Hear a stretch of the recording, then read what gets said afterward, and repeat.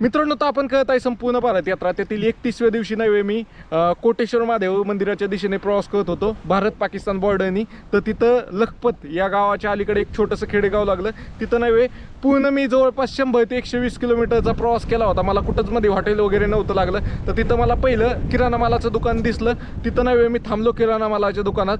तिथनं मी एक फेविक्विक घेतलं. माझं मोबाईल ह्याचं कॅमेराचे एक स्टँड असतं ना, त्याचं काहीतरी तुटलं होतं ते चिकटवायसाठी. आणि तिथं ते जे सर होते ना, गुजराती होते, त्यांनी नव्हे माझ्या गाडीला वाचलं, बाबा हा महाराष्ट्रातनं आलेला दिसतोय. तर त्यांनी विचारलं मला कुठनं आलाय, काय आलं. मी म्हणलं पुण्याहून आलोय, बारामतीहून आलोय. तर ते सर गुजराती होते, पण त्यांची बायको होती ना ती महाराष्ट्रीयन होती.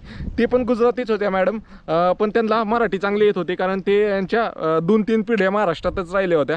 तर त्यांचं लग्न होऊन ते तिथं आल्या होत्या त्या गावामध्ये. तर मित्रांनो, त्यांनी काय केलं, त्या सरांनी त्यांच्या मिसेसला बोलावलं. त्यांची बोलणं वगैरे झालं आमचं एकदम. त्यांना चांगलं मराठी येत होतं. त्यानंतर ते म्हणे की दादा तुम्ही जेवून जा.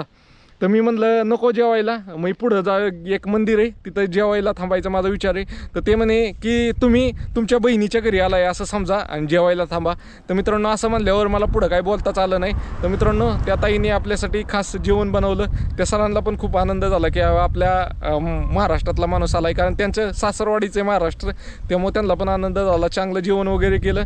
मी तिथं आंघोळ पण केली. मी कारण रेगिस्तानमध्ये पाणीच नव्हतं, त्यामुळे आंघोळ नव्हती केली. त्यांच्या तिथं आंघोळ वगैरे केली. अशा प्रकारे मित्रांनो, इतक्या लांब पाकिस्तान बॉर्डरला आपली मराठी माणसं भेटली. तर खूप आनंद झाला मला. तर त्यापेक्षा जास्त आनंद नाही त्या ताईला झाला होता. तिला इतकं भारी वाटलं की आपल्या महाराष्ट्रातला मराठी बोलणारा माणूस इथपर्यंत आला आणि तो पण आपल्या घरी जेवला. तर त्याला खूप आनंद झाला. मी जेवण नसतो ना केलं त्यांच्या तिथं, तर त्यांना खूप वाईट वाटलं असतं. त्यामुळे मी जेवण वगैरे करूनच निघालो. तर मित्रांनो, खूप भारी अनुभव होता हा माझ्यासाठी. तर तुम्हाला असेच अनुभव जाणून घ्यायचे असतील आपल्या संपूर्ण भारत यात्रेतले, तर फॉलो नक्की करा आणि जास्तीत जास्त मित्रांपर्यंत शेअर करा.